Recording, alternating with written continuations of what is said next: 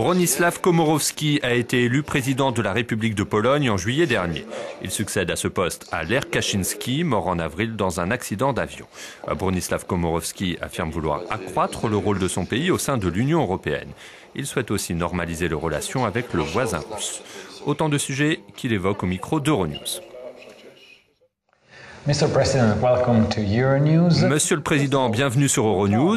Quels sont les défis les plus importants à relever pour la Pologne après la disparition tragique de votre prédécesseur, Lech Kaczyński?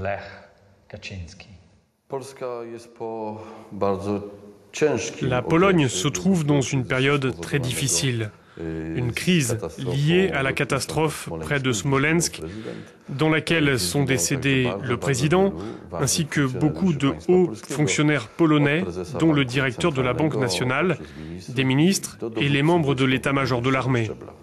Le défi, c'est surtout l'intégration de la Pologne dans l'Union européenne. Et la Pologne agit correctement pour une meilleure intégration au sein de l'Union. Elle agit correctement aussi pour une politique énergétique commune. Elle s'efforce enfin de parvenir dès que possible à la construction d'une véritable politique commune pour la sécurité et la défense. Il semble que vous soyez sur la même longueur d'onde que l'actuel gouvernement polonais, ce qui n'était pas le cas de votre prédécesseur, Lech Kaczyński. D'après vous, comment va évoluer l'approche polonaise vis-à-vis de l'Union européenne? Les opinions et les buts n'ont pas changé, ce sont les circonstances qui ont évolué.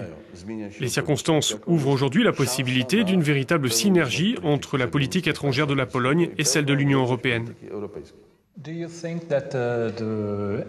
Pensez-vous que la Pologne va accroître son influence au sein de l'Union européenne?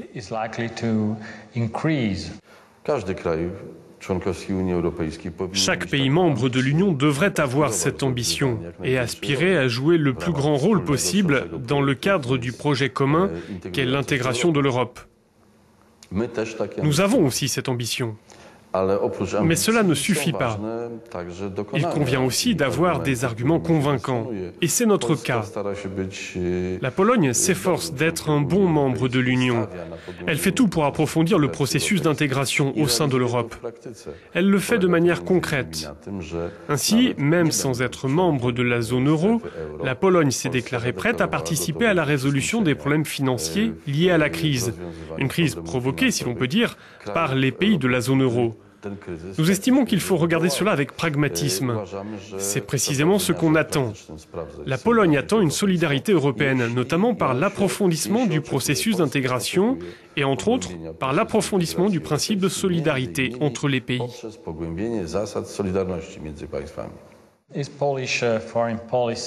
La politique étrangère polonaise est-elle en train d'évoluer vis-à-vis du voisin russe, passant d'une situation crispée à une plus grande coopération avec Moscou?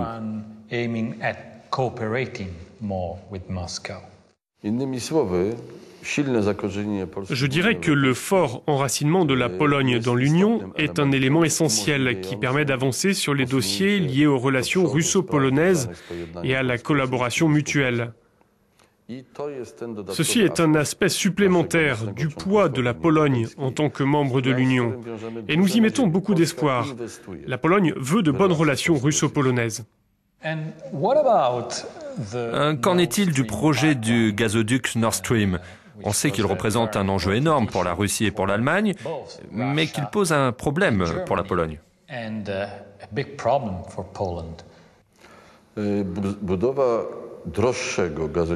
La construction sur la Baltique d'un gazoduc plus cher qui évite le territoire de la Pologne est le fruit d'une décision trop rapide prise il y a quelques années. Cette décision n'a pas pu être infléchie, pas même par l'actuel gouvernement allemand. Nous en prenons acte, je l'ai déjà dit. Nous ne comprenons pas ce calcul, mais nous sommes convaincus qu'aujourd'hui, l'occasion s'offre à nous de collaborer plus étroitement avec l'Allemagne. Nous voudrions profiter le plus possible de cette période sans nous concentrer sur le gazoduc de la Baltique. Mais c'est un fait, on n'a pas voulu que ce gazoduc passe par la Pologne. Ce projet est le résultat d'une décision prise par les autorités russes et allemandes de l'époque, et il me semble qu'aujourd'hui, dans l'atmosphère actuelle, une telle décision n'aurait pas été prise. Est-ce que la Pologne souhaite persévérer dans son projet de suppression des visas entre l'Union européenne et la région russe de Kaliningrad?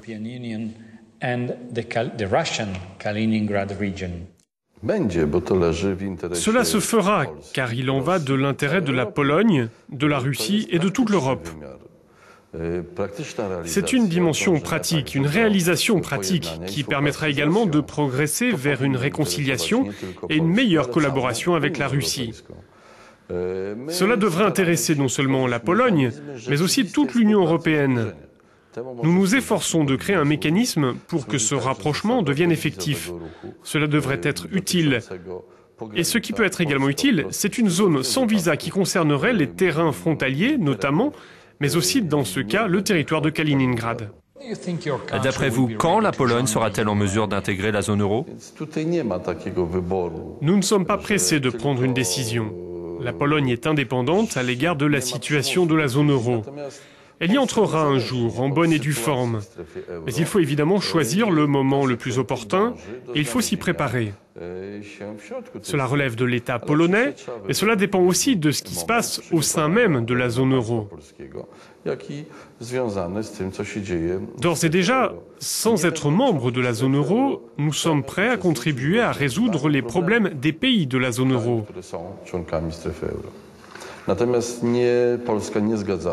En revanche, la Pologne n'est pas d'accord et ne sera jamais d'accord pour soutenir un projet de structure de gouvernance interne de l'Union qui serait limité aux seuls pays de la zone euro. C'est notre conviction intime, au même titre que l'idée de renforcer l'intégration européenne.